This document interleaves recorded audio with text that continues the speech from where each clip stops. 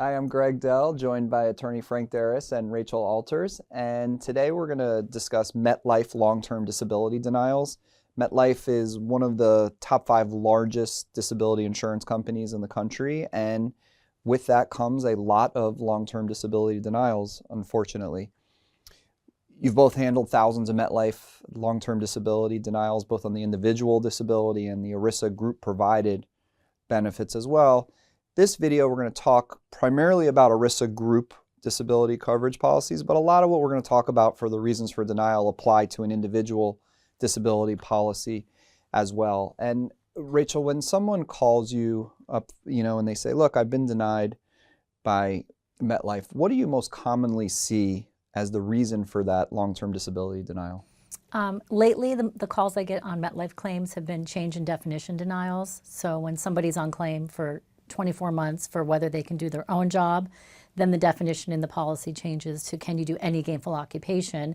That's usually when they're getting denied because they're trying to say, oh, well, maybe you couldn't be, a physician, but now you could do record review. And I get a lot of those. So that's one of the main denials. And by the change of definition, when does that usually happen?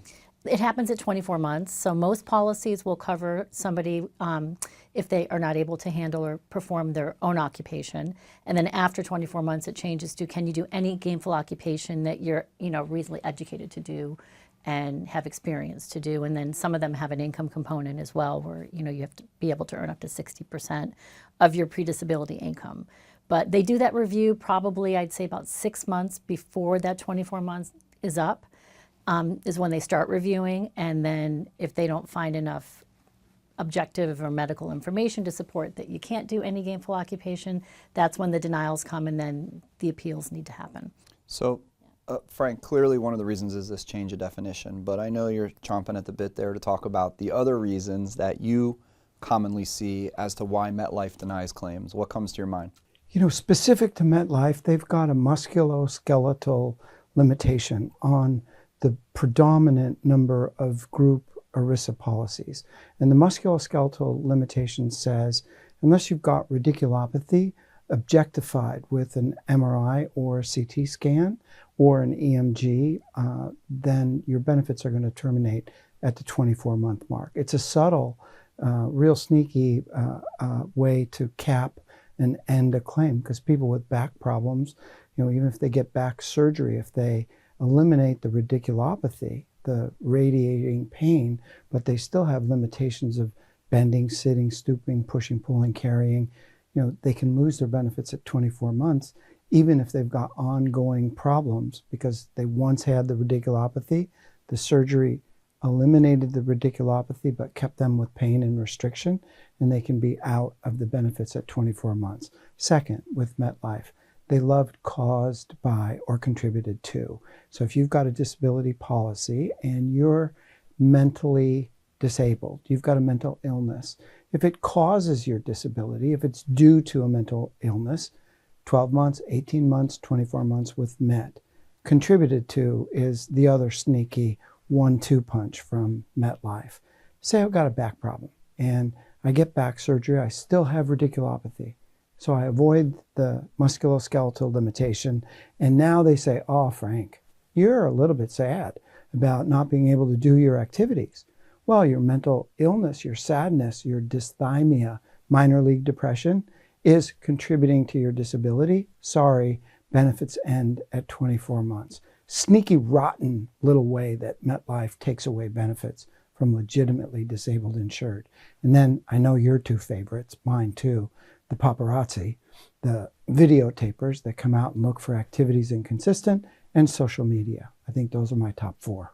And Rach, a lot of times I read these denial letters from Metlife, and they say that your subjective complaints are not supported by the objective evidence in your file.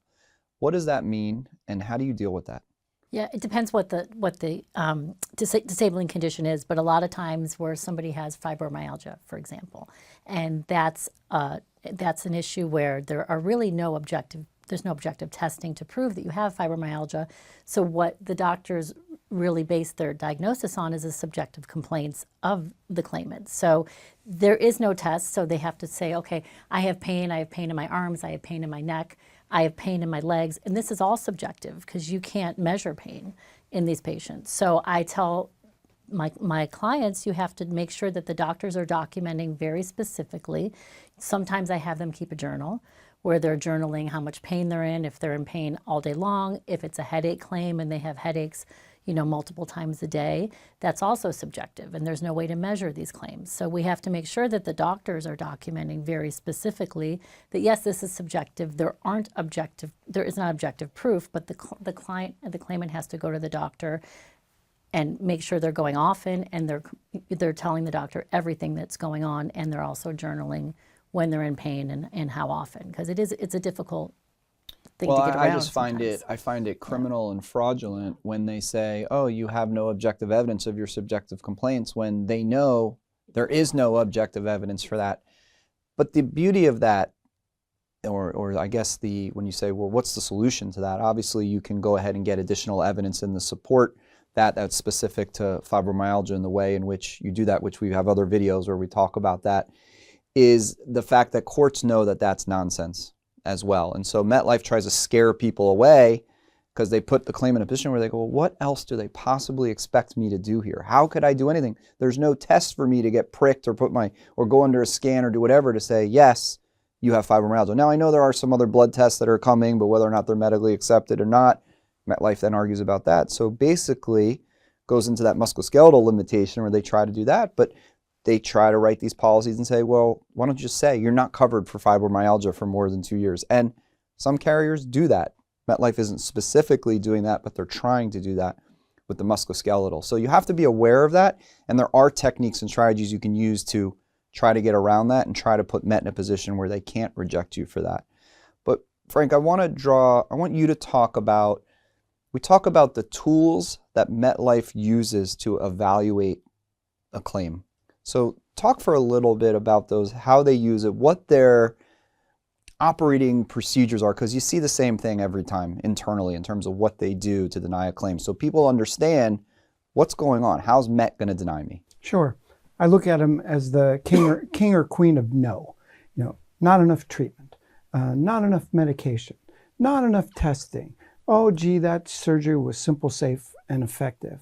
Oh boy, this activity is wholly inconsistent. We saw your social media. You were dancing at your daughter's wedding. There you go. You shouldn't have been wildly flinging your arms around. You bend, you lift, you stooped, you pushed, you pulled, you carried, and you carried on. So those are like, for me, those are things that I see Met looking for. And when I say the king or queen of no, Met doesn't have on-site doctors like Unum. Met goes out and hires doctors, generally who are at the end of their career or at the beginning of their career. They're backfilling a small amount of salary as a young doctor, or at the end of their career, they're backfilling what they used to get in terms of surgery, and now they're not doing surgery. So they use these paper reviewers. And the paper reviewers, they don't evaluate the client. There's no in-person IME. They don't speak to the client, and all they do is skim the medical records looking for reasons to support a denial. Not looking for, oh, gee, he's got pain. Oh, gee, like Rachel said, migraines, frequency, intensity, severity. Oh, gee, the insured had a headache log. Oh, wow. Light sensitive. He's sound sensitive. And boy, once he takes the medication, it knocks him. He's loop-de-loo for 3 or 4 hours with the medications for the migraines. They don't look for things that help the insured prove the claim. Their sole goal is to go through the medical records and try and find reasons to support a lack of objective evidence. Subjective evidence is not okay. It isn't supported, to get to a denial. What do you tell a client to put themselves in the best position to avoid that kind of denial? Sure. Most of the insureds during the first 24 months, if they get approved, they think it's going to just go on. We have to keep reminding them monthly. It's a monthly obligation of the insured to prove that they continue to treat with the most appropriate care for the condition causing disability. 2, medicate. Gee whiz, if you haven't had medication for a while and pain is your problem, carriers say, if you were really in pain, Rachel would go to the pharmacy and get pain medication. Renew the prescriptions for your pain medication. I like my people to do a top 10 list every time they go to the doctor. Are you having sleep problems? Is your sleep disrupted? Do you wake up refreshed from sleep? Tell me about focus, concentration, sustained attention. Tell me about bending, lifting, stooping, pushing, pulling, carrying. Go down your top 10 list.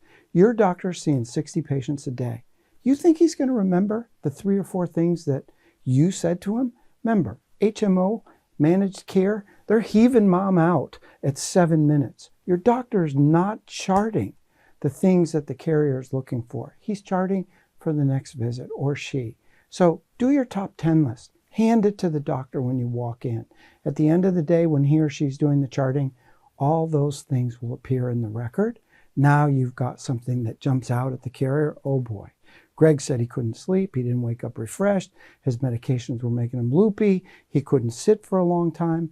Those are things that make a difference. And Rachel, you know, that's the problem, is that these doctors are underpaid because the insurance companies are paying them next to nothing. Medicare or Medicaid pay them next to nothing. So now they got to do volume.